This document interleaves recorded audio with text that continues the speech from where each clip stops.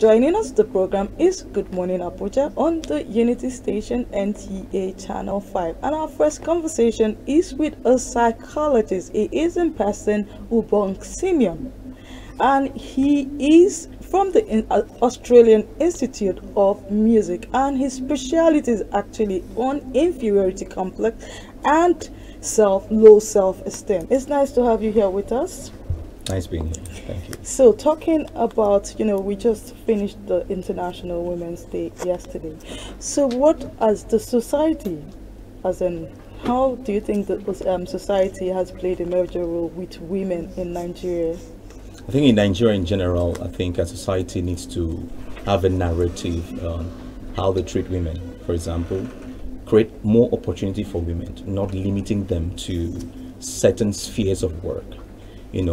I've realized that our society are not really encouraging women to take STEM jobs like being a mechanic or an electrician. They believe that that's a male-driven, profession. We limit women. Most families limit women to being a lawyer and being a lawyer, being a teacher, and also being a nurse. Wow. And that's the drive that we need to change the narrative, especially most parents, to understand women can do anything they want to do if they put their heart to it. Okay. So I think that's the influence the society have created, Nigerian society have created on women, driving them to a narrative and creating a bias that do not allow women to express themselves professionally. Okay, now fine. We're talking about the society. So in other words, you are also of the opinion that the voices of the Nigerian women is being silenced. Do you think there's anything that can do a change towards that? Or what do you advise that can change that narrative? The advice I will give is that the change will start from us. From within. From within. Okay. We do not need to, think of a strange or an alienating change to come in, right? Change has to start from us.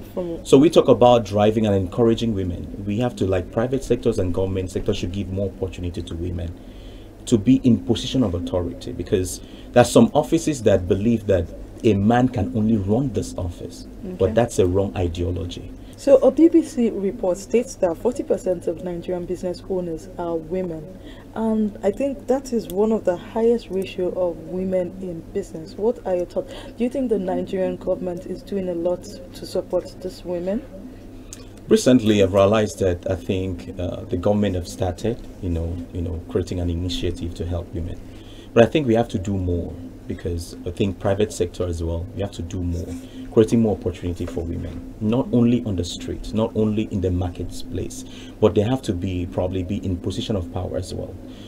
Let's not try to drive a narrative of only, or bias them from being in a society or being in a profession that helps them grow mentally, because I believe that even here in Nigeria, most women think they only have abilities to do certain type of things, but the Nigerian society is bringing them backwards. You cannot go further than this. Only male statues can go further than that. So I think. So we're still having a male-dominated. Yes, we are. We are. I think we need to create more avenue for women to come in. Yeah. Okay. We talk about mental health, and I think in Nigeria, mental health issue is something that's been downplayed. So now we're talking about trauma and mental health. How do you think trauma affects women mentally? It does.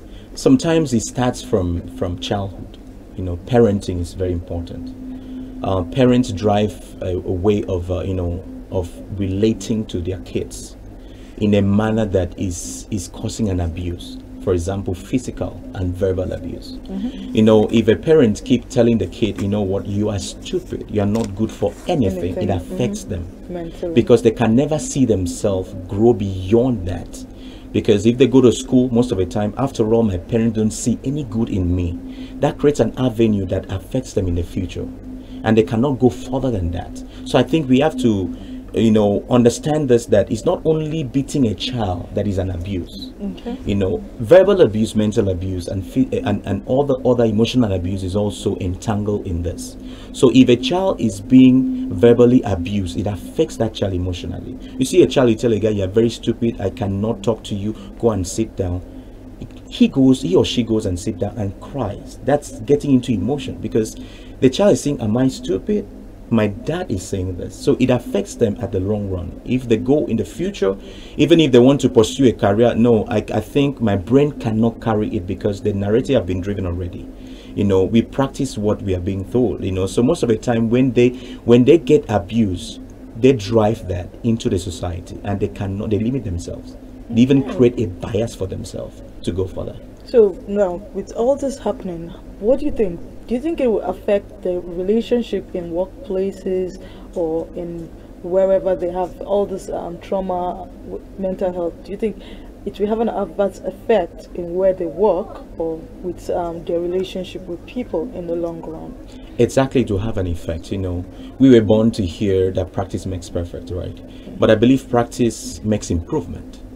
If you practice a certain thing every time that is negative, have a negative impact on you, it will definitely get used to it. And when you get used to it, you keep practicing it. So if you practice a bad habit, for example, you practice something from your parents used to tell you things that are abusive, and you grow up as an adult, and you have an opportunity to take care of probably other kids, you're going to still drive that same narrative, because that's what you've been practicing. So you keep changing over. It's like transferring it to the next generation. So it keeps going on and on and on and on. So an abuse just goes from generation to the generation to nobody wants to create a change. And if you do not create this change, it will go into the root, and the change will not come. Because it's what we practice. So if you practice an abuse every time, and if your parents used to abuse you, doesn't mean you have to abuse your own kids. Because most people would say, this is how my parents used to punish me, so I think this is the right way to punish. But that is wrong. That is wrong. Okay, and then the next question is all about women and abuse. A lot of women have gotten into abusive relationship, abusive marriages. How and what do you think can be done against that? Because it's also something going to play a major role with their mental health. What do you think about that? I would advise every woman, if you are in an abusive relationship, I do not think you are being appreciated. I know very well that most times when people get into marriage and they say till they do you part, doesn't mean you have to literally die in the relationship. If a man is abusing you, seek for counseling, right? If you seek for counseling, or you report the man, and I think there should be a room or some kind of room for, even in a law enforcement agency, to understand that these men should be held accountable when they abuse their wives. Because most of the time you go and report and they tell you it's a domestic matter, we don't want to get involved, which is totally wrong. We need to create a room. When we see outside Nigeria that people take abuse very serious, but I think our government, our police force need to create that room as well to help women. Women are going through so much abuse. Most of the time you say, I want to report it. They say, what are they going to do? They're not going to do anything. They say it's between you and your husband. You sign the document. You say that's your husband, so you have to die with it, which is wrong. If someone is in an abusive relationship, you need to seek for help. If it is too toxic, you need to separate, because you cannot stay there, because according to the marriage rights, it's like, okay, till they do you part, so the man needs to kill you in the relationship. That is wrong. So I think we need to create room to understand that women needs to be heard more. Because a man goes into a police station and say, my wife is like this, they can even support it. So, okay, you know what, it's fine. If it's up to you, if you want to drive her out, it's up to you. But I think there should be a regulation that will help women when it comes to this kind of abuse, so that women can be heard. Not just, being heard in some kind of a local place, but at least if they have a problem, the government should create a room for women to be heard, especially when it comes to abuse. Okay, now I'm going to take you up on your, I know inferiority complex and low self-esteem is a very big topic on its own. Well, I would like to just let you help us out and tell us, how do you manage it? How do I manage it? How do you, if someone has a low self-esteem or inferiority complex, how does the person manage it? Okay, I said something before now about that practice makes improvement. In AIM, which is an Australian Institute of Music, we have is a college of music. So what we do is that we do have people with inferiority complex and low self-esteem. So what we do, we have a practical means which we bring them together. You manage them. And then we talk with it, tell us about their fears, because inferiority complex comes through fear. Comes through fear. So they tell us about their fear. So we work on their fear with them. We do not just push information. It's okay, do it this, do it. We just show them the way how to manage it. So I think inferiority complex and low self-esteem, it drives deep in our society. Even with women, most of the times, women sometimes they cannot stand out in the public because of the figures around them.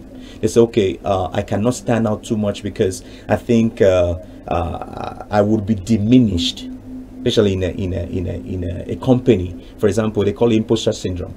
Imposter syndrome, it has to do with a woman just diminishing herself, even when she knows that she's above a certain level. But when she's around certain individuals, she brings herself down because she thinks that she shouldn't rise above these people.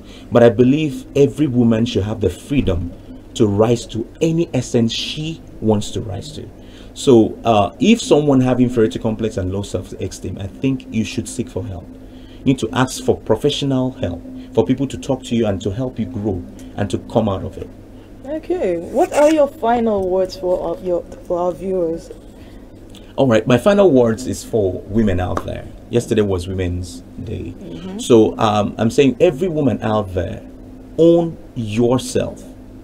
Own yourself. What I mean by own yourself is that all your ideas and everything you have, do not allow any man to limit you to where you can go to or where you can aspire to be. And I tell every woman out there, whatever you want to do, put your heart to it. Even if you are being discouraged by a man, be around people that will encourage you to go further, and do not stay in an abusive relationship, because your life matters as well. Your life matters, and you shouldn't stay there because you are told, you are being forced to. Know that every man, every woman, we are responsible for ourselves. So if you're in an abusive relationship, please seek for help. Look for help. And please, and another word would be, most women, when they're in an abusive relationship, they seek for religious help. This is not about religion, it's about professionalism, right? So if a woman goes to abusive relationship, please look for a professional help. There are psychologists out there that could help so that you come out of it. That's my final word. Thank you so much. Thank you so much for your time with us. We appreciate everything, and we've learned a lot. And I hope our viewers has learned, at least picked up something from what you said today. I hope we'll be seeing much more of you. Definitely.